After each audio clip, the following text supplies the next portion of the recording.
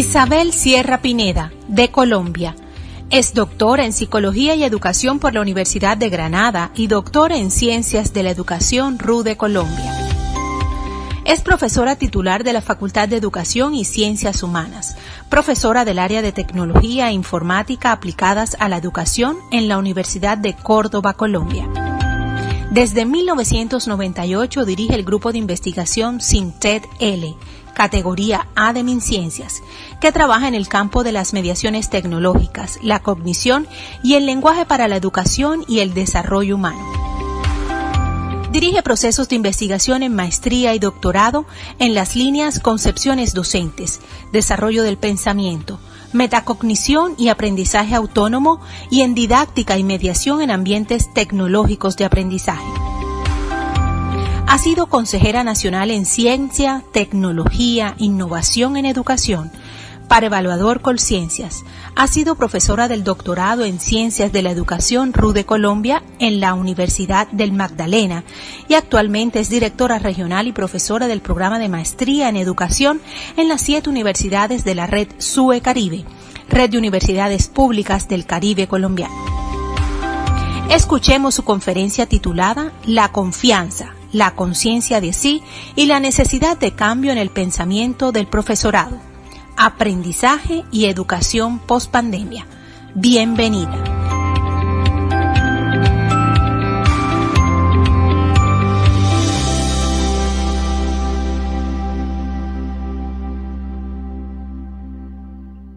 Un placer inmenso poder estar aquí y que ustedes me presten sus oídos para compartir estas reflexiones. El tono de mi charla es reflexivo, está lleno de muchas preguntas que me he hecho y que muchas veces he lanzado a mis estudiantes.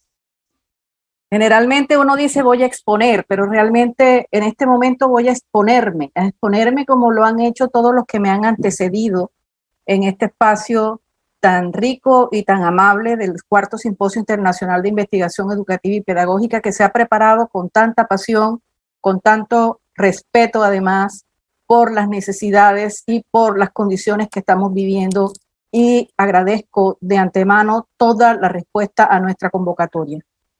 Voy a compartir mis diapositivas.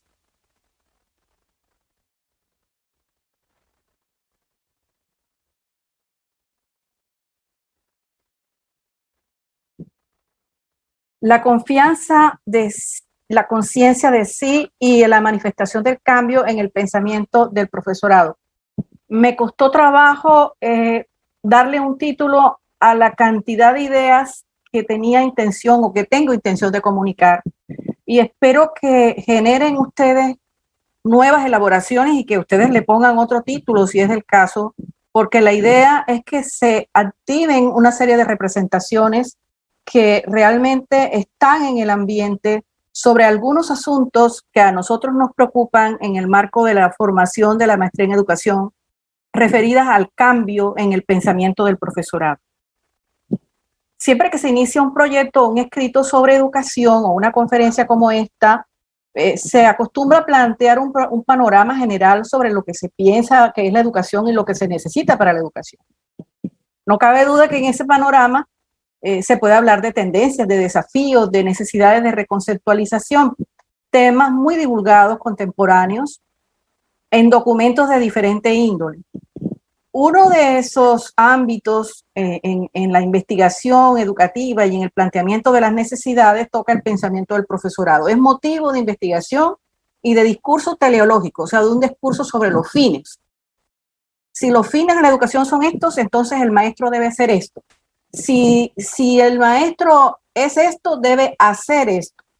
Es decir, prescripción acerca del rol del maestro que debe ajustarse o adaptarse de esta o aquella manera con los nuevos fines e intereses. Yo he transitado recientemente en mis reflexiones por diferentes temas que han sido de mi interés, pero también derivado precisamente de resultados de investigación que dejan lecciones aprendidas. Por ejemplo, las didácticas de la emergencia, la noción de incompletitud, la epigenética, un tema muy apreciado por nosotros en el pregrado, en la licenciatura en informática, el metacurrículum, proponiendo unas cuantas ideas organizadas que creo interesantes. Daré, espero, materia en que pensar en la formación de educadores. Esta vez me ocuparé de comentar algunas reflexiones o más bien discurrir sobre la obligatoriedad del cambio para aquellos que dicen que no cambiamos o que sentimos o que no percibimos nuestros propios cambios. Y a partir de allí, pues plantear que es imposible volver a la antigua normalidad y especialmente referirme a las transformaciones en el pensamiento del profesorado, su disposición para cambiar, para reconocer sus propios cambios y valorarlos, lo que daría lugar, a mi modo de ver, muy personal, a la emergencia de un pensamiento pedagógico, no de el pensamiento pedagógico, sino de un pensamiento pedagógico en cada maestro. Es una discusión que toca ámbitos filosóficos en la triada inmanencia, trascendencia y manifestación. Estudiar el pensamiento del profesorado puede derivarse o integrarse desde diferentes perspectivas y la literatura sobre las teorías y creencias de los profesores es abundante. Eso complejiza la investigación, la labor de los investigadores educativos. Distintos aspectos son investigables en la larga tradición de esta línea: el conocimiento del profesorado, las percepciones sobre su quehacer, las epistemologías y otras cosas, por ejemplo, el currículo, sus percepciones y la resignificación del currículo, la práctica o didáctica, sus concepciones sobre el aprendizaje, sus intervenciones, la evaluación y su conocimiento profesional. Un poco menos sobre sí mismo, un tema y un ámbito en el que tenemos que seguir trabajando. Desde nuestro grupo de investigación hemos adelantado varios proyectos en los que se han situado varias categorías de estudios sobre las cuales hemos intentado indagar, entre ellos la percepción sobre enfoques de aprendizaje y sobre la relación de estos con enfoques de enseñanza, la mirada tanto de los maestros en ejercicio como de los estudiantes que se forman para maestros o los que ya están en las escuelas y colegios y están avanzando en su formación de maestría o de doctorado. La necesidad de cambiar en educación, la necesidad de cambiar las prácticas educativas y el cómo los actores educativos percibimos el cambio, todo eso son elementos que en las sesiones de mis cursos en la maestría se han servido para preguntar sobre situaciones desafiantes que hoy tenemos en virtud del aislamiento o del confinamiento. En esta emergencia que todos sabemos que es educativa, además de sanitaria, en adición y en contraste a todos los desafíos que se han planteado siempre de manera habitual antes de la pandemia como necesidades de nuestro tiempo a los educadores. Este manojo de reflexiones sobre el ser, el pensar y el decir del maestro de hoy y sobre los condicionantes y posibilidades que la emergencia ha puesto enfrente de nosotros puede generar una forma especial de que aflore un pensamiento pedagógico situado y sobre la inmanencia o la inherencia de ese pensamiento pedagógico en la labor de cada maestro con un requisito, una labor consciente, pero no necesariamente, no existiendo la conciencia, podemos decir que no existe pensamiento pedagógico. Uno de esos proyectos a los que me refiero es el impacto del modelo socioformativo de la maestría en educación. La mayoría de nosotros ha tenido que hacer algunos cambios en relación con las metodologías en las investigaciones.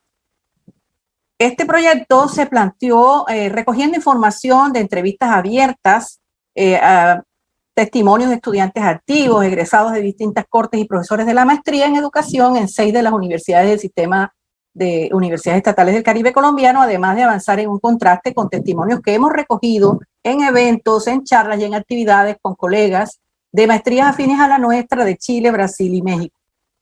El interés inicial plasmado en los objetivos de este proyecto fue evaluar la calidad del aprendizaje y la calidad del aprendizaje de los egresados de la maestría en educación desde una perspectiva del sentido de competencia, de la autoeficacia y desde la percepción que ellos tienen sobre las transformaciones sociales que se transfieren o que se generan en cada uno de los escenarios donde trabajan.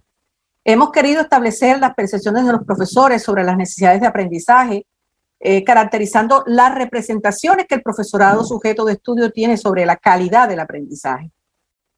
En esencia, lo que queremos es enfocar la mirada para que ellos miren sobre sí mismos y sobre la eficacia de sus procesos, cuáles de esas cosas pueden ser atribuibles al modelo de formación del programa. Entonces le preguntamos, entre otras cosas, cuál es la valoración que como profesor tienen acerca de las transformaciones producidas en ellos, atribuibles a las acciones de formación al interior del programa de maestría. Les preguntamos sobre la conciencia y el valor que le conceden al modelo socioformativo del programa, en contraste con otros modelos de formación conocidos. Nuestra pretensión inicial ha sido la evaluación del modelo formativo y nos hemos apoyado en referentes que fundamentaron el proyecto, por ejemplo, desde Gleizig, Taylor y Maroff, quienes plantean una dimensión de la evaluación de las prácticas como evaluación a partir de los resultados percibidos o a la reflexión sobre los resultados alcanzados. Desde otros autores como Lacomba, Lazo y Machado, se planteó también la evaluación de la calidad de los programas formativos, considerando algunas variables que se ponen de manifiesto y otras relacionadas con una propuesta modificada por Philip del modelo de Kirkpatrick en su Evaluating Training Programs, donde establece varios niveles, 4 niveles para establecer el impacto de los programas de formación. Es un modelo en esencia cualitativo. En primer lugar, se evalúa el aprendizaje que han tenido los participantes o las competencias que ellos creen que han sido adquiridas gracias a la formación. En segundo lugar, la reacción de los participantes ante la formación, es decir, su nivel de satisfacción con la formación recibida. En tercer lugar, la conducta de los participantes en el puesto de trabajo. O sea, su transferencia desde el aprendizaje realizado a la propia labor. Y por último, un aspecto de institución, o sea, los resultados que se han traducido en términos de cambios en la organización, en sus instituciones. Metodológicamente, la investigación se concibe como fenomenográfica y nos permite entonces trabajar precisamente los enfoques de enseñanza, describe el modelo en que el profesorado concibe la enseñanza y actúa de acuerdo con esa concepción.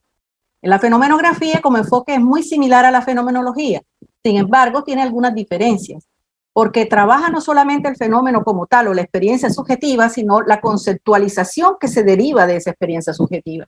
Entonces el objetivo que planteamos es muy importante para nosotros analizar esos modos diferentes en que el profesorado experimenta, en que el profesorado siente el qué y el cómo de la enseñanza y el aprendizaje. Entonces, al avanzar y diciéndoles esto que les estoy planteando, nos ha tocado repensar las preguntas. Preguntas como, ¿creen ustedes que han cambiado? ¿En qué han cambiado? ¿Por qué en algunas cosas no han cambiado? ¿Por qué pese a ustedes sentir que cambian, por qué no ha cambiado el entorno? ¿Qué creen ustedes que limita el cambio? ¿Y creen que el modelo de formación en el que estamos trabajando dentro de la maestría, fundamentando en este momento por un perfil, por un proyecto educativo de programa, permite la emergencia en colectivo de un pensamiento pedagógico? Yo aquí tengo algunos elementos que nos van a permitir, desde testimonios breves, voy a compartir un pequeño clip de video, solamente filtrando unos 12 testimonios muy intencionados de toda la cantidad de documentación cualitativa desde el discurso de los estudiantes y de los profesores, pudimos nosotros compilar con este proyecto y que están en proceso de análisis para poder trabajar todo el sistema de categorías que, como ustedes se pueden dar cuenta, es bastante denso. La pandemia nos detuvo, el equipo de trabajo investigativo ha tenido que repensar desde lo que encontramos y situarlo de otra manera para poder generar diversas elaboraciones. En este momento tenemos 2 grandes categorías. Esas 2 grandes categorías son el cambio, las transformaciones educativas y la construcción del pensamiento pedagógico propio. Entonces voy a compartir el video para que podamos saber de lo que estamos hablando y escuchar un poco estas frases que fueron contundentes y que de alguna manera me ponen a mí en la situación de tratar de conceptualmente establecer que existe cambio, por qué no cambiamos, qué hace falta para cambiar y cuál es el sustento psicológico, biológico e histórico-social sobre el cambio y la emergencia del pensamiento pedagógico. De darnos cuenta de que nosotros no trabajamos con sujetos infalibles ni con objetos, sino con seres humanos, con personas con una variabilidad extraordinaria y donde puede suceder que algo que funciona a todo el mundo, a nosotros no funciona, entonces nosotros tenemos que hacer una construcción nueva para poder. Y qué bueno es que despertemos en esos muchachos como intentamos hacerlo a través de la maestría, sobre todo, tratar de despertar ese interés por ahondar sobre más allá de lo que estamos viendo que no funciona. Y esa reflexión investigativa es la que de todas maneras nos mantiene activos en ese proceso.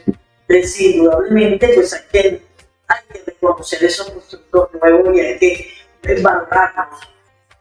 Eso evidencia que se está creando como comunidades alrededor de un pensamiento pedagógico contemporáneo, pertinente, que esté pues atendiendo a esas necesidades que están pues evidenciándose en las instituciones educativas, que es realmente lo que nosotros queremos. Maestros que sean capaces de producir o generar transformaciones en sus espacios de trabajo, en sus instituciones educativas y en el contexto regional y nacional, ¿por qué no? Transformaciones como, por ejemplo, generar innovaciones a nivel pedagógico, a nivel didáctico, a nivel curricular y a nivel formativo en las instituciones educativas. O sea, se piensa desde la maestría que cada maestro que se forma, cada magíster que egresa, sea como un agente más de cambio y de innovación en el contexto.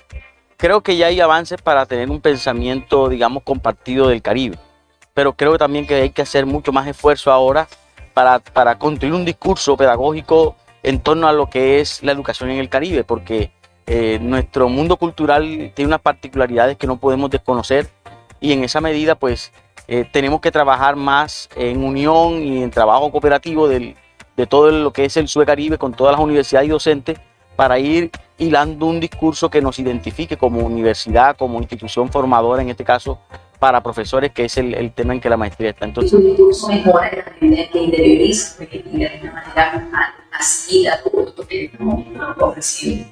Cuando es capaz de construir significados, eso para mí es un elemento de gran valor, porque que le dé un valor en contexto, que le dé un significado en contexto y que sea capaz de construir sus propios significados.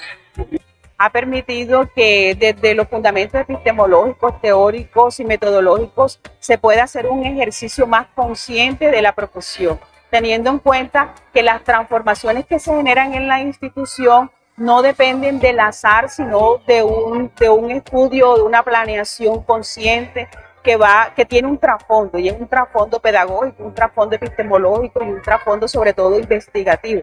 Cuando uno ya ve que empiezan a generar esa actitud y eso,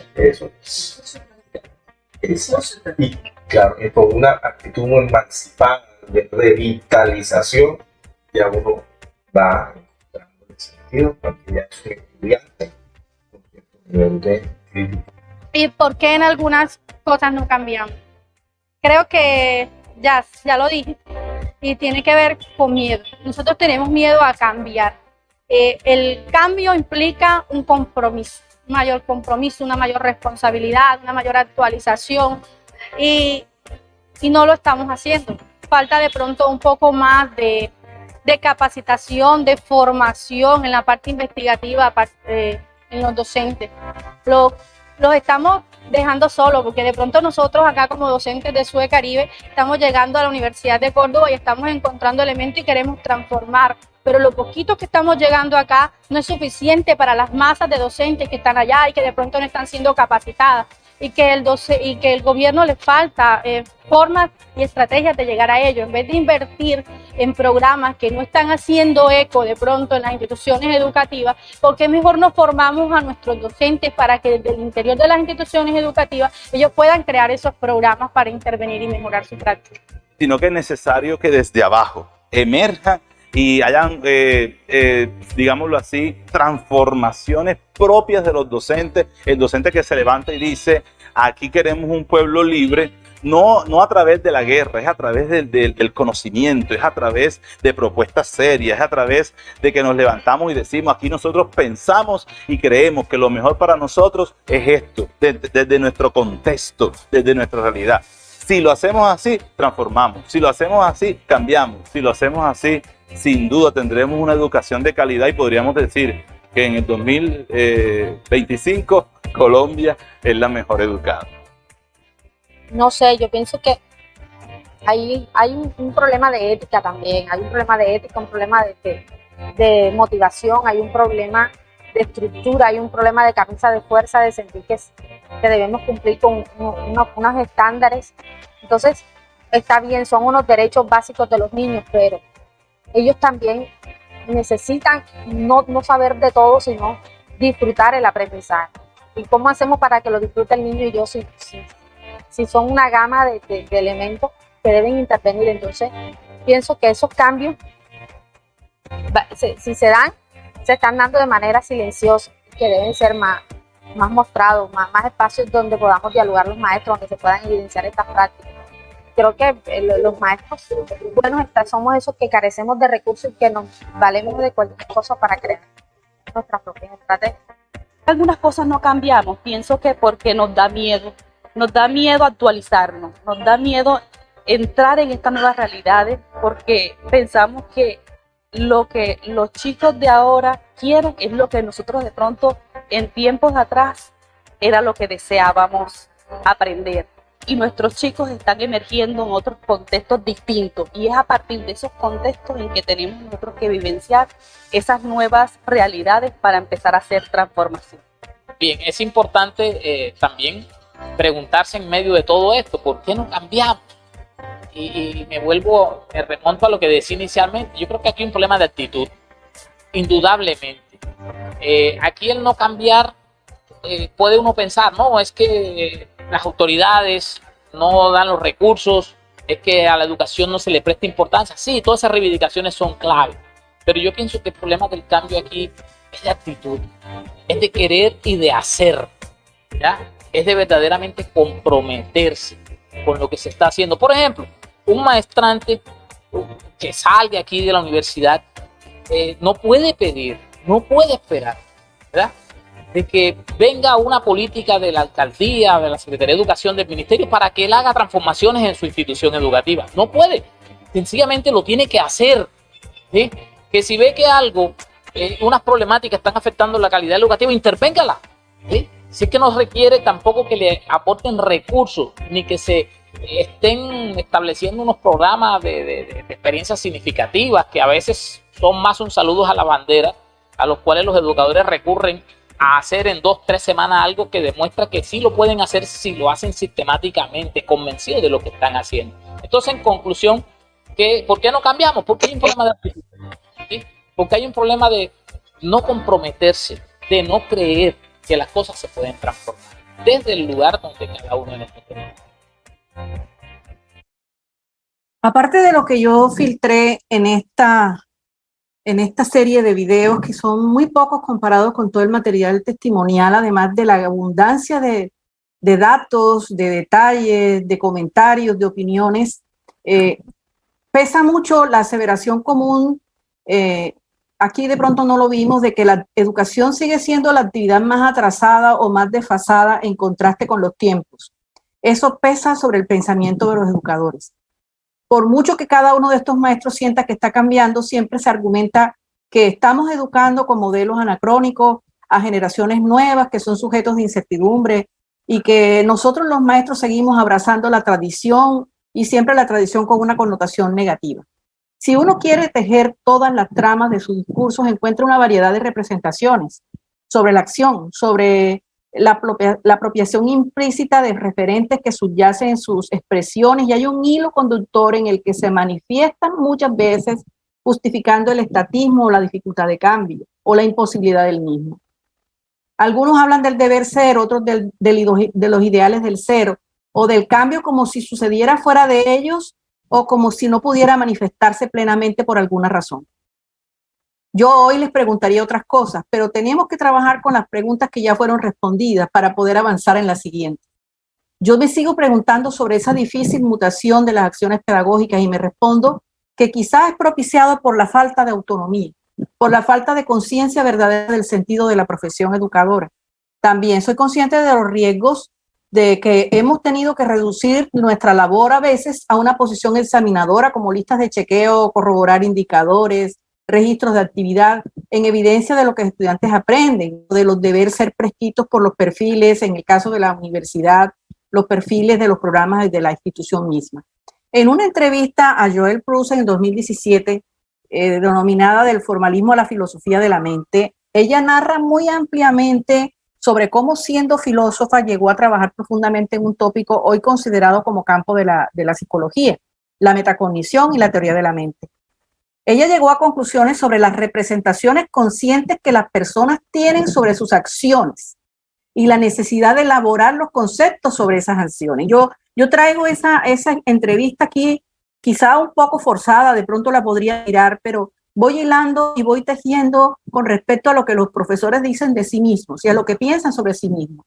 Ella en su reflexión habla de la autoconfianza o de la confianza de sí como una dimensión metacognitiva que da lugar al pensamiento propio, al reconocimiento del pensamiento propio.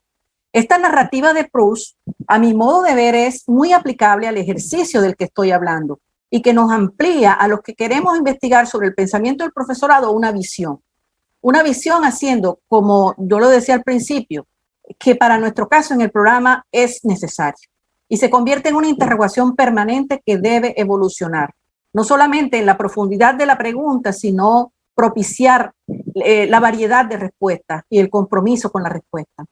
Es posible que en el devenir de la vida un maestro, en ese reconocimiento de sí mismo, de lo que ha aprendido mientras enseña, de lo que ha tenido que hacer para aprender en la escuela o en la universidad y de cómo eso ha afectado su propio ser, generarán sus propios por qué aclaradores, sus propios por qué explicativos, justificantes, y desde esa experiencia que es metacognitiva, a mi modo de ver, le va a otorgar significado individual. Es entonces aquí necesaria otra pregunta. ¿Es capaz, después de esa emergencia, de expresarse en coherencia con los cambios de los que él es consciente? Porque una cosa es la presencia del pensamiento pedagógico y lo inherente y lo inmanente del pensamiento. Otra cosa es la trascendencia y otra cosa es la manifestación. Esa es la triada de la que le hablaba al principio. El itinerario de esta presentación realmente lo que recoge es una serie de ideas que yo puse juntas para tratar de explicar un poco las razones del cambio, las razones naturales del cambio. Nosotros cambiamos porque somos neoténicos. Nosotros cambiamos porque nos autoproducimos. Nosotros mantenemos una serie de estrategias que el individuo, el humano, ha alcanzado paulatinamente por la evolución y que ha permitido que nos reconstruyamos. En lo biológico eso ha sido sustentado desde muchas corrientes. La neotenia como esa posibilidad de mantenernos jóvenes, ese argumento sobre la juventud prolongada, que viene de lo que Coleman ha venido caracterizando como una característica vital para la peculiaridad humana, permanecer siempre en un estado de desarrollo y poder aprender siempre incorporando cambios a lo largo de toda la vida. Eso es un don que debemos a la naturaleza neoténica de la humanidad. Un cambio en nuestro ADN nos permitió un periodo de desarrollo postnatal más largo, un cráneo con características juveniles, más tiempo, una proliferación celular más prolongada, una capacidad durante más años de variabilidad o de plasticidad neuronal y del desarrollo del encéfalo. Permanecemos más jóvenes por más tiempo, ¿sí? Por otra parte, desde la perspectiva psicológica, el ser humano es inacabado, ¿sí? Ese inacabamiento es biológico, pero también es psicológico. Esas teorías son teorías de la retardación humana, inicialmente planteadas por Louis Bolk y han dado paso poco a poco a otras explicaciones. Yo me refiero allí a los aspectos neurobiológicos y psicobiológicos porque realmente me encanta articular y entender. Parte de la vida de un maestro es tratar de entender, no solamente tratar de entenderse, sino tratar de entender. Entonces, biológicamente se explican los cambios como una dinámica resultado de la maduración, muchas veces acelerada, muchas veces desacelerada, porque nuestros relojes internos son diferentes y funcionan en heterocronía, diferentes cronologías.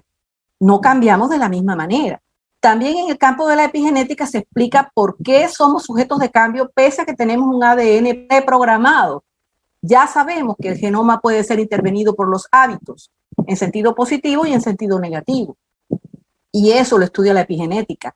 Nuestros genes se pueden activar o no, mostrándose fenotípicamente de distintas formas, de acuerdo con influencias externas, ambientales o causadas precisamente por las costumbres. La cultura interviene también allí. Entonces, la neotenia permite explicar la crianza prolongada en contraste con la maduración temprana y también permite establecer por qué la familia como núcleo y el surgimiento de la sociedad, la tecnología y las instituciones, cada una de estas creaciones que no fueron naturales han servido para la evolución humana y han actuado como prótesis, como plantea Brunner, supliendo lo que no tenemos al nacer: lenguaje, pensamiento, conocimiento y cultura. Desde esta perspectiva, es inadmisible pensar que no cambiamos.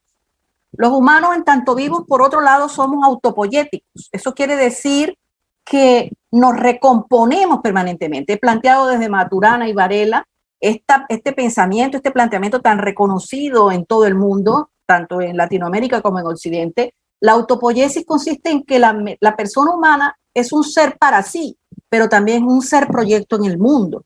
Y producimos nuestros propios componentes con base en nuestras propias estructuras y además con base en eso nos miramos en el entorno, nos tomamos el entorno. O sea, nosotros nos bebemos el entorno, aprendemos del entorno. Ese entorno nos reconstituye. Nos configuramos en el mundo, vivimos al vivir, sí, y cambiamos por nuestra propia naturaleza. Esa es una característica natural de autorregulación biológica. El mundo, por su parte, también es una obra inacabada en la que intervenimos, es una obra envolvente, una obra con movimiento, una obra expansiva.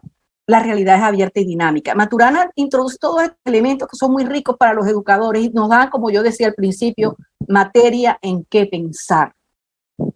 Materia para ayudarnos a valorar la profesión y entender el alto compromiso de ser maestro y de asumirnos como pedagogo. Nuestras experiencias se reproducen permanentemente en nuestra representación y generamos nuestras propias teorías. Conscientes o no de ellas, generamos nuestras propias teorías. Y esas teorías regulan nuestro hacer y mantienen una estructura de saber. Nosotros luchamos por autorregularlo psicológicamente, porque en lo biológico está dado por la condición filogenética, pero en lo psicológico es algo que tenemos que aprender. La autorregulación biológica tiene un nivel de eficacia altísimo, pero la autorregulación psicológica está afectada por nuestras creencias, por nuestras pasiones, por nuestros miedos, por la conciencia individual y por la subjetividad. Antonio Diegues plantea una metáfora sobre el ser vivo y dice que todo ser vivo posee una representación del entorno. Mientras tanto, los vivos, como somos los humanos, vamos configurando estados internos. Y esos estados internos contienen información, son portadores de información. Información del contexto, información que usamos, información que es de nosotros mismos y permea, atraviesa todo lo que podemos nosotros hacer y alcanzar como propósito, porque permite alcanzar esos fines. Esos estados internos son nuestras representaciones. En el caso de un organismo vivo, como una bacteria u otros con muy poco elevados en la escala evolutiva, esos estados internos representacionales pueden ser calificados como correctos o como incorrectos, o como completos o como incompletos, y en ellos se les va la vida. O sea, si el estado interno representacional de un microbio, de un microorganismo, de un flagelado es incorrecto, se le va la vida, no pervive, ¿sí? El mantenimiento de la vida y el sobrevivir es entonces un patrón de actividad, de conductas, que está basada en la representación más o menos completa de la información de contexto, y eso determina la sobrevivencia. ¿Qué pasa en los humanos y entre esos los profesores? Estas representaciones mentales en la red neural son modificables, basadas en la experiencia, en la interacción social y en cómo integramos la nueva información a nuevas necesidades y de acuerdo con los desafíos que retan desde el entorno. Pero a nosotros no se nos va la vida si nuestra representación es incompleta. ¿Con qué representaciones vivimos los maestros? Sobre lo que sabemos, sobre lo que hacemos, sobre el por qué o el para qué. No tenemos ese suplicio de sentir que debemos competir por vivir. La ventaja es de que nuestras representaciones son incompletas, sí, pero no se pone en riesgo nuestra vida en el estricto sentido de la palabra. A los maestros no se nos pone en riesgo la supervivencia porque nuestros estados internos estén incompletos. o porque sean defectuosos. Eso no afecta a la continuidad de la labor. Con base en esta secuencia de ideas un poco analógicas, porque realmente nuestra naturaleza viva es representacional y estas representaciones cambian, sigo sustentando que el cambio sucede, consciente o no, determinado por la naturaleza biológica, pero también por las posibilidades de la naturaleza psicológica. Entonces, podríamos empezar a pensar que los maestros cambiamos y si no cambiamos podemos ser suplidos hoy por las tecnologías. En algún momento Sir Arthur Clarke decía que aquel maestro que no cambia puede ser suplido por una tecnología y eso es algo a lo que estamos abocados. ¿Sí? En este momento, la cultura del adulto, de nosotros los adultos, y el maestro, cada maestro lo es, encarna más el pasado que el porvenir. ¿Sí? Según George Lapasat plantea esto, y eso nos hace a nosotros pensar que no cambiamos, pero no porque no lo hagamos, sino porque nos conviene pensar que no cambiamos. Espero ser entendida e interpretada con esto. Ahí aparece o aflora el miedo o la comodidad. Entonces, con respecto a todo esto y ahora en el contexto de la virtualidad, la necesidad de cambiar, la resistencia al cambio están como al orden del día. A todos nos ha afectado el aislamiento por la emergencia sanitaria. La emergencia global ha transformado nuestros comportamientos. Decíamos cuando estábamos preparando las mesas de trabajo que no habíamos puesto como un tema o una línea temática la pandemia, la emergencia por la pandemia, pero que sabíamos que indudablemente iba a aflorar. ¿Sí? En el escenario educativo ha determinado diferentes comportamientos. La pregunta es, este experimento global, porque es un experimento global del uso intensivo de las tecnologías, mejor planeadas o no, con menor grado de improvisación, pese a todas las condiciones disímiles que tenemos, sobre todo en los contextos periféricos, en los locales, en las regiones pequeñas, en contraste con las élites, este es un experimento forzado universal. Todo el movimiento ha sido por muchos considerado como una migración de la educación tradicional a la educación virtual, propiamente dicha. A mí no me parece que sea así. Me parece que ha habido una introducción masiva de alternativas de comunicación remota para evitar la parálisis o la introducción de los estudios en las universidades o en las instituciones educativas de todos los niveles del sistema educativo. Pero la pregunta es, ¿nos hemos interrogado sobre las necesidades profundas, el nuevo sentido del quehacer pedagógico? ¿Cuáles son los cambios que se deberían producir considerando las mutaciones que se han generado a nuestro alrededor? Sousa le llama esto la cruel pedagogía del virus, en una metáfora diciendo que el virus vino a enseñarnos algo. Y que el virus y toda esta pandemia empieza o nos genera la verdadera entrada al siglo XXI. Entonces, es imposible no hablar de cambios. Recientemente, en una charla que escuché de Francesc Pedró, director del Instituto Internacional de la UNESCO para la Educación Superior en América Latina y el Caribe, él dice que hemos perdido muchas cosas y ahí aparecen precisamente esas pérdidas como cambios. Hemos perdido por ejemplo, la presencialidad, la proximidad física. Hemos perdido, en términos del aprendizaje, nos ha golpeado además, sobre todo en los más débiles. Hemos perdido por deserción, ¿sí? Hemos perdido en términos de la equidad, o más bien reconfirmado la falta de equidad. Y frente a esta crisis generada por la emergencia planetaria, es imposible que no nos pensemos cambiando y que estemos aspirando a volver a la normalidad, entre comillas, ¿sí? Entonces estoy de acuerdo con todas las reflexiones que están a la orden del día, en que en no pocos casos los profesores hemos respondido al mito como un superhéroe, una especie de superpoderes. Nosotros podemos, nosotros vamos a avanzar y vamos a tener el reto de la educación mediada. Es decir, en aras de la flexibilidad hemos hecho muchas cosas, pero hay otras cosas que en el sistema no han cambiado. Algunas se han relativizado. Por ejemplo, se ha aceptado cosas que en otro momento no hubieran sido aceptables al evaluar la calidad en términos de resultados de aprendizaje. Hay una cantidad de aspectos emocionales, el interés por seguir conectado, el interés por seguir aprendiendo. Para muchos pensadores que se asumen aquí como correlatos en esta charla, esta crisis ha sido especialmente una oportunidad para evolucionar, para transformarnos, para pensarnos de una manera distinta.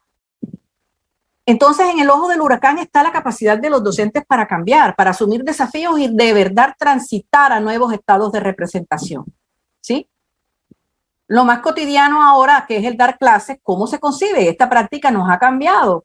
Entendemos dar clases como ponernos frente a la pantalla y hacer una disertación como esta, pues en este caso no es una clase, pero tiene otro propósito. Pero la idea es ¿qué tanto hemos avanzado? ¿Sí? ¿Es de verdad esta una transición histórica cultural? Tendríamos que pensarlo y caracterizarla. ¿Qué tan conscientes hemos sido de lo que estos cambios nos afectan en lo personal? ¿Y qué nos dejará para un futuro próximo? ¿Seguir en esta modalidad híbrida o en la modernidad líquida, como planteaba nuestro amigo Antonio el primer día de este simposio?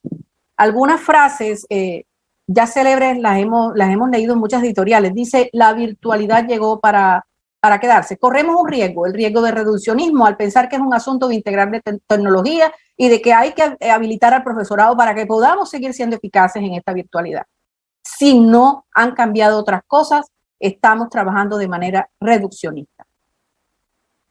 Entonces, esto es un nuevo puente. La pandemia y la emergencia es un puente que podemos cruzar, que podamos, ojalá, cruzar de manera consciente con las transformaciones que sean necesarias, sobre todo para ver lo que no habíamos visto de la esencia de nosotros mismos en este cosmos complejo donde sociedad, naturaleza, nos permite resituarnos todos los días y aprender. Muchas preguntas se tendrían que agregar. Muchas preguntas sobre cómo trabajar en estos ambientes con niños que nos superan en su habilidad para trabajar con interfaces. De hecho, ya se está pensando en una sociedad y cultura para la pospandemia, ¿sí? Un pensamiento pedagógico emergente, un tránsito hacia un entorno tecnosocial hibridado, pero hibridado también en lo pedagógico, donde múltiples posturas van a acompañar las complejas realidades de enseñar y educar en el siglo XXI. Vamos entonces avanzando un poco sobre lo que yo llamo metacognición personal y la conciencia de cambio, un segundo tema, la necesidad de ser conscientes del cambio. Esto lo logramos y el planteamiento es precisamente desde lo que venía yo hace muchos años tratando de trabajar para convencer de que aprender es inevitable, o sea, es imposible no aprender. Un poco de eso dijo Pedro en su conferencia de la mañana. Aprender es algo que hacemos toda la vida, pero no siempre reconocemos el aprender, no siempre reconocemos el cambio, no procede con la misma intensidad ni en la misma dirección. Entonces, ¿por qué introduzco este tema? Porque lo que pasa es que el cambio también es un asunto de conciencia, ¿sí? El cambio es un asunto de conciencia. Eso lo plantea Marcel Krahey y Annick Fakenan. Y acompaña también acerca de la conciencia en esta charla como un referente importante Stanislas Dehaene, filósofo francés que trabaja también la metacognición y la autonomía y la confianza de sí mismo. Esa necesidad de que cambiemos es un asunto de conciencia y que lo reconozcamos. Y en educación eso involucra la inteligencia y la conciencia del que educa y su epistemología personal. Sin embargo, hay algunos en otras corrientes del área de la neurobiología que dice que nunca vamos a poder entenderlos completamente nosotros mismos. Ranulfo Romo, neurobiólogo de la Universidad Nacional Autónoma de México, plantea que nuestro cerebro es redundante tratando de entenderse a sí mismo y por eso nuestras representaciones son limitadas, que hay una ilusión de entendimiento y que por eso no podemos realmente investigar del todo. Sin embargo, está muy claro, y yo estoy de acuerdo con Romo, en que la biofísica de los procesos está bastante bien comprendida, pero lo que no entendemos hoy mucho es cómo procede nuestra percepción, cómo las diferencias en términos de percepciones generan la subjetividad y cómo esa manifestación, lo que cada uno es, no permite homogeneidad.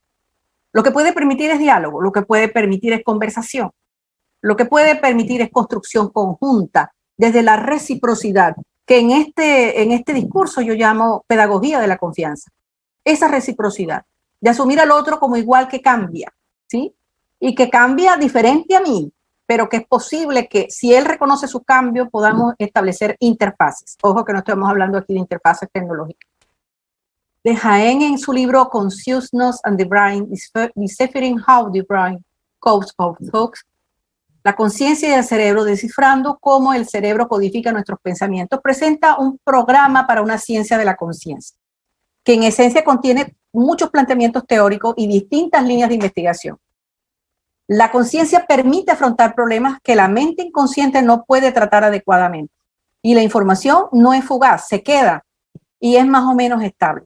Se procesa de manera profunda si nosotros nos ponemos en sintonía y puede entrar en mayor o menor grado a intervenir el lenguaje del pensamiento y luego manifestarse en el plano social. O sea, primero el lenguaje del pensamiento o antes de eso una representación desde la conciencia y luego manifestarse prolongándose en el plano social y afectar la cultura. ¿A dónde voy con todo esto? Voy a que todo lo que hemos vivido con esta emergencia debido a la pandemia es asumido conscientemente de diferentes maneras. No podemos decir que no hemos sido conscientes de los cambios porque hemos cambiado en nuestras dinámicas, en las dinámicas particulares de la vida, ¿sí?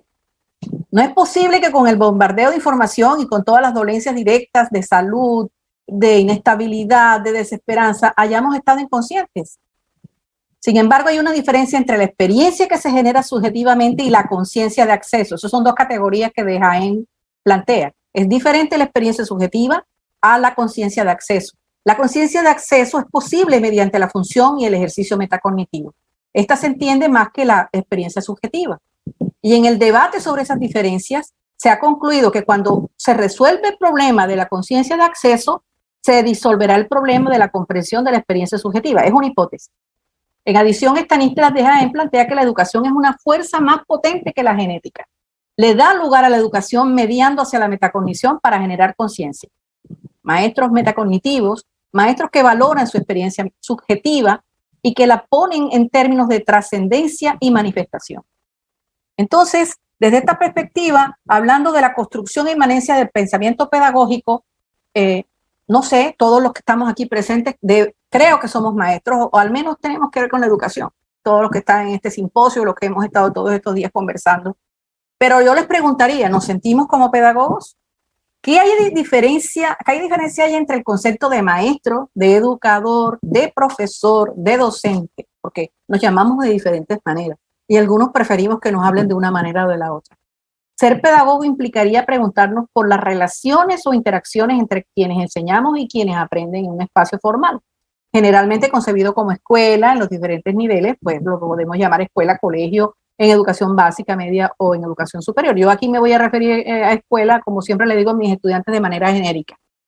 Ahora bien, el denominarse pedagogo a sí mismo puede ser visto como poco procedente o como pretencioso, porque por cultura se nos ha instalado que por el mérito, la investidura del pedagogo se atribuye a personajes célebres a quien consultamos y que se convierte en un referente y es un calificativo más bien positivo, un halago, porque pedagogo parece ser una etiqueta, una tipología, una categoría en la que no todos quienes ejercemos la labor de educar cabemos.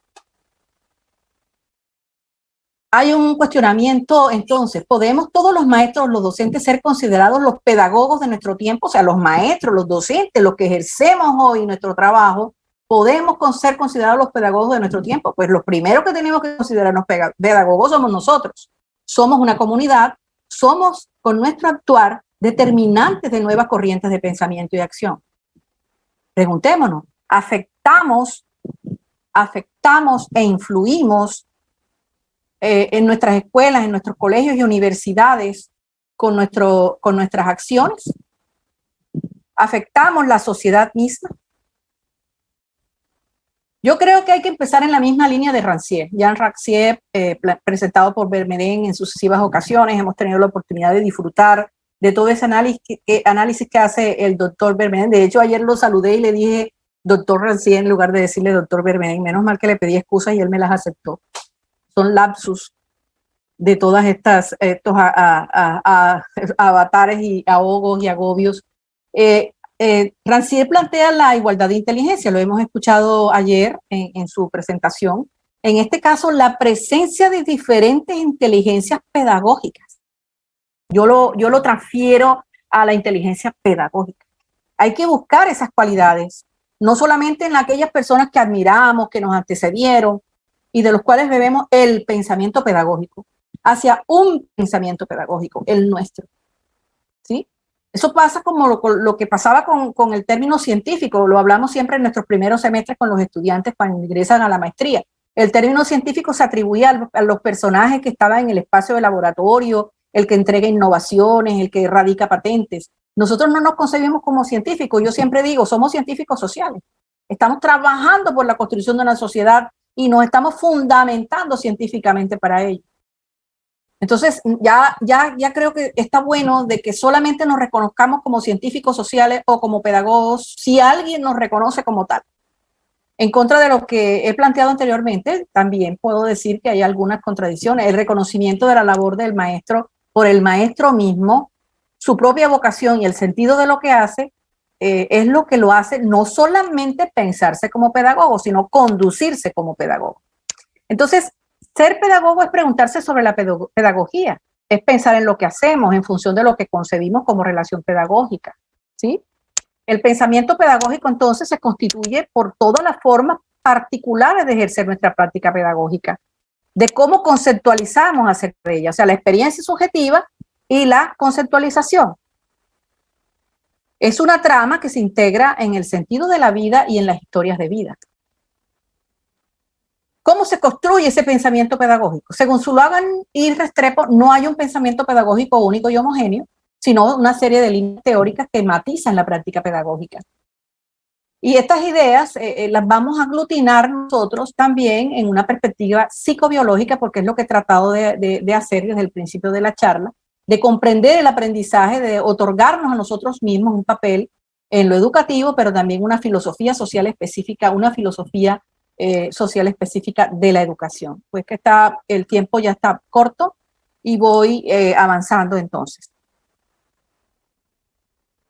Nosotros estamos frente a una sociedad de niños, unas generaciones jóvenes, de estas generaciones que le han puesto nombres con letras mayúsculas. Nosotros, mi generación es la generación X, pero hoy estamos siendo profesores de generaciones Z y Y, bueno, también de algunos de generación X. Somos maestros de nuestros maestros, por ejemplo.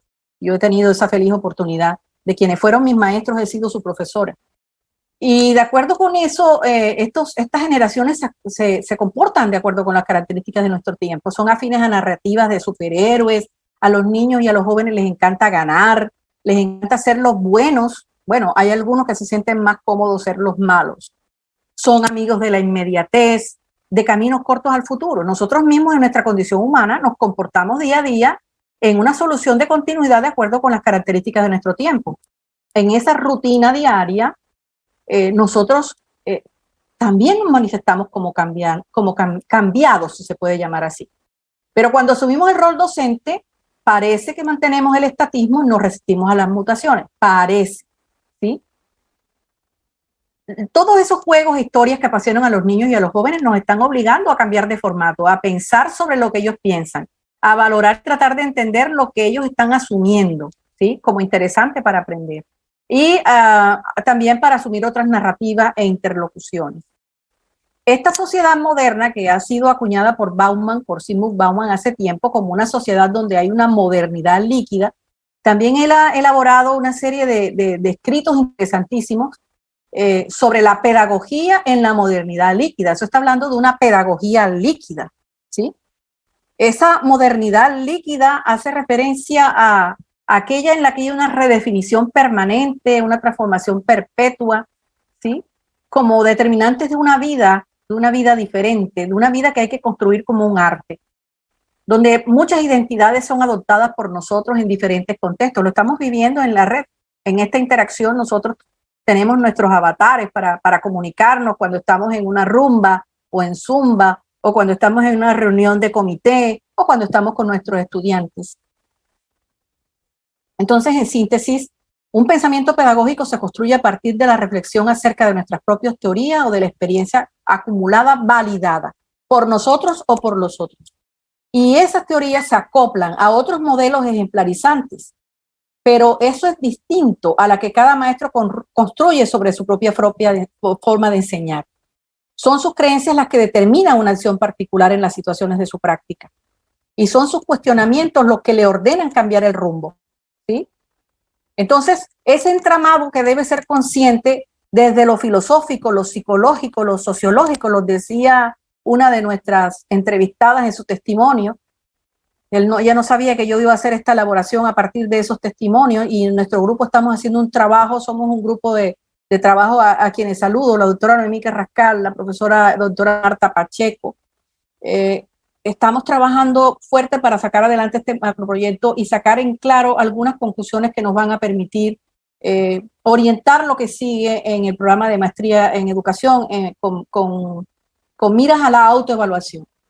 Entonces, vamos a dejar unas recomendaciones breves. Me he pasado 3 minutos, les pido 5 minutos más. Sobre la pospandemia, hacer visible el cambio en el pensamiento pedagógico a nivel institucional. O sea, no basta que sintamos y que ya empecemos a mirarnos como conscientes del cambio. Y no solamente la conciencia del cambio, sino la trascendencia del cambio y la manifestación del cambio, pues son tres cosas diferentes. Inmanencia porque nos pertenece, hace parte de nuestra naturaleza cambiar. Y al ser maestros, en términos de lo pedagógico, estamos generando pensamiento. Y ese pensamiento se va transformando, aunque no necesariamente se correlacione con la acción. Algunas consideraciones que dejo entonces aquí para lo que llamo pensar desde ahora una educación post-pandemia, un aprendizaje y una educación post-pandemia. Primero, la necesaria conciencia sobre la inmanencia y la manifestación del pensamiento pedagógico de los educadores. Ese que se construye desde el contexto y la biografía personal, para configurar pensamientos que van a derivar en juicios y decisiones y producirán nuevas creencias que tendrán que evolucionar con el tiempo. ¿Sí? Entonces, a partir de lo que plantean varios sociólogos, todos estos temas, hace más de 40 años Calder-Hert había planteado que muchas presiones nos afectan a los profesores. Y los profesores nos movemos en un mundo incierto e impredecible, imprevisible. ¿Sí? Por lo tanto, hay muchos recursos en los que tenemos que apoyar. Bandura, por ejemplo, plantea su triada del determinismo recíproco y plantea que los cambios profundos que sufrimos las personas deben afectar la forma como se organizan los colectivos en los que participamos, las universidades, los colegios, nuestro grupo, nuestras comunidades. Esos cambios deben afectar la institución misma, haciendo que la institución aprenda, haciendo que la institución evolucione. Hay una serie de requisitos para conseguir la calidad institucional, y uno de los requisitos que quizá no se está mirando es el cambio del profesorado.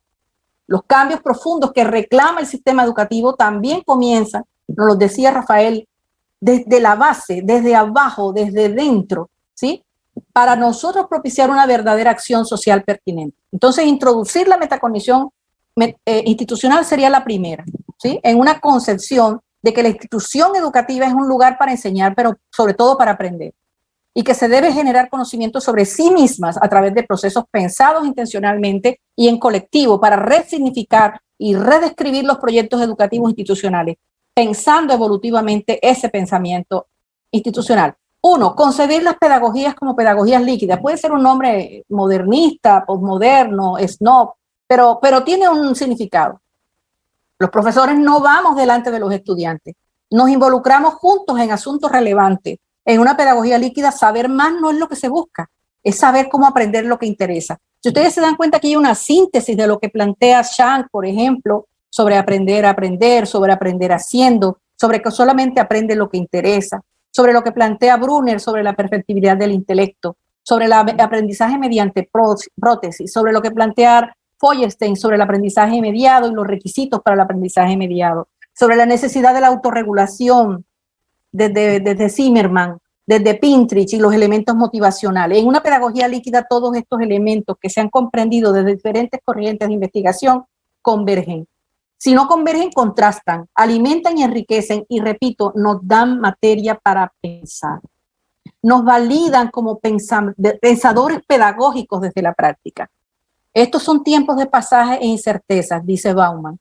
De lo que se trata es de reajustar el significado del tiempo y de la educación como tiempos diversos e incluso tiempos divergentes, que el acto educativo nosotros en un esfuerzo pretendemos anudar en un breve instante, en una duración ínfima, pero que deja huella. Esta es una perspectiva de un maestro que tiene una manera de sentir y de pensar sobre el mundo y que en ese mundo se puede mover proponiendo su propia práctica. Traigo aquí simplemente un pantallazo de John Carlin Melich sobre la sabiduría del incierto, 3 documentos que comencé a leer y que, bueno, me comprometo a terminar, pero que quiero regalarles la referencia sobre lo interesante que él plantea como la experiencia humana, como pasión, un acontecimiento improgramable, implanificable, impensable, La experiencia es lo que nos sorprende y es lo que nos rompe, pero va siendo llena de sentido en la medida en que no es un recetario de cómo resolver problemas. Por lo tanto, no hay el pensamiento pedagógico hoy, es un pensamiento pedagógico, el del pensador, el del maestro, que se enfrenta a esa modernidad líquida, cambiante con una pedagogía líquida. Entonces, el tercer, llevo dos requisitos o dos elementos, no son requisitos. Ayer voy a retomar lo que dijo el doctor Berbenén ayer. Yo no estoy para dar consejos, estoy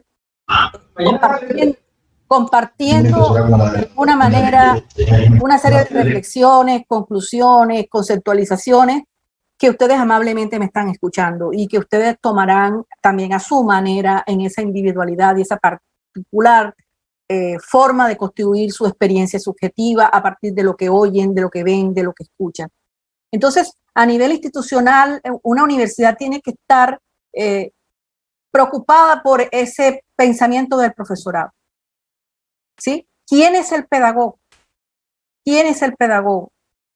¿Quién es el que aporta? ¿Cómo se constituye pensamiento institucional? ¿Sí?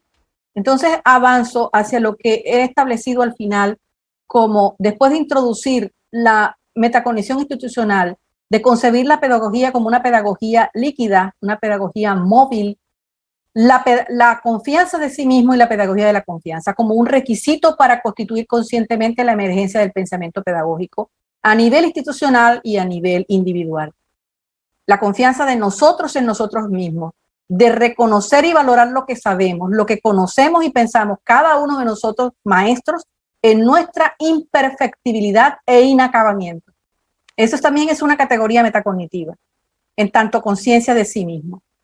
Rancière planteó un encuadre para una pedagogía de la confianza, una confianza en la inteligencia, en la igualdad, en la reciprocidad, en la necesidad de la no explicación, en el dar lugar para la pregunta para que haya sus propias explicaciones, en la oportunidad para que nosotros en esa empatía con los demás hagamos posible el encuentro con ese otro, con esos otros, con sus propias posibilidades de leer el mundo y los acontecimientos y enderezar su camino si éste ha tomado rutas fallidas. Poder actuar a partir de acuerdos sobre el aprender, sobre el evaluar, sobre las materias y los contenidos para pensar y sobre el proyectarse y el vivir, aceptando que vivir es seguir aprendiendo toda la vida, va a tener que hacer que nosotros pensemos la universidad y la escuela de manera diferente. De hecho, creo que ya lo estamos haciendo, lo estamos pensando, pero eso lo tenemos que manifestar en esa tríada de inmanencia, trascendencia y manifestación. No tiene que comprometer en un movimiento universitario, en un movimiento de los que estamos formándonos en niveles de maestría y doctorado, ¿sí? Y constituimos entonces una emergencia del pensamiento pedagógico, dando paso a esa convicción de nuestras propias capacidades. Nuestra nación es un proyecto de nación, un proyecto que está siendo escrito en medio del caos, en medio de todo lo que tambalea, en medio de la desconfianza en las instituciones. Ayer hablaba un poco sobre eso. Nosotros estamos construyendo con la gente pensante de esta nueva generación una nueva ética, en lugar de un proyecto técnico de país, donde los ciudadanos a veces navegamos dejándonos llevar por el conformismo, sintiéndonos impotentes ante la corrupción, siguiendo chats que no llevan a ninguna parte, porque los políticos no saben de nosotros. Nosotros sí sabemos de ello. Pero ¿cómo está afectando eso nuestras capacidades de decisión, de elección? Entonces, no seguir luchando en contracorriente de manera vacía, ¿sí? De manera débil, sino definitivamente desde la educación, sin pretender volver a la antigua normalidad, porque es imposible, porque no podemos resetearnos, ni pensar que podemos ingresar a donde habíamos dejado las pestañas abiertas, como las ventanas en nuestra pantalla de computador y restaurar el sistema. Eso va a ser imposible. Nosotros necesitamos situaciones que nos interroguen, que nos sigan haciendo cambiar. Vivir este ciclo hacia un ciclo que podrá ser estable o no, porque depende de si se instala un nuevo paradigma, eso no lo sabemos. La educación es creación y es recreación social y está llamada a pervivir, dándole lugar a la vivencia de trayectorias originales, a ser de un modo distinto y mejor desde lo capaces que nosotros somos, desde lo mejores que nosotros podemos hacer. Alguien decía, desde la mejor versión de nosotros mismos. Aquí dejo este último pantallazo o penúltimo pantallazo con una síntesis de las palabras clave, de los fenómenos clave que justifican y que demuestran que el cambio es posible y que también es posible que emerja el pensamiento pedagógico, pero que no basta con que emerja si no se manifiesta, si no determina realmente una manera distinta de constituir la sociedad y las instituciones.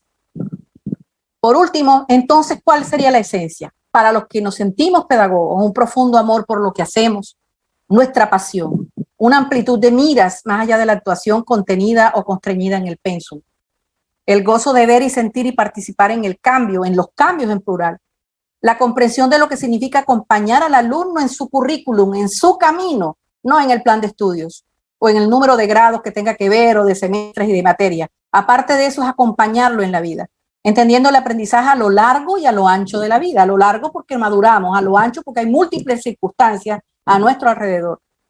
Mantener la ambición por saber y por seguir aprendiendo para educar. Disponernos para compartir nuestra existencia como parte de las lecciones construidas, para nosotros primero y luego como manifestación humilde de nuestra propia humanidad incompleta. La capacidad de intervenir, pero también de tomar distancia, ¿sí? Una distancia óptima. La confianza en las capacidades de nuestros alumnos, de nuestros estudiantes, de nuestros recíprocos, de nuestros congéneres, de nuestros hijos, ¿sí? Esa confianza, esa convicción, esa apuesta por el cambio, esa transición hacia la mejor versión de uno mismo, esa resiliencia, la conciencia del deber comprender la parte que nos toca en términos de responsabilidad social en las transformaciones sociales y culturales. Muchísimas gracias.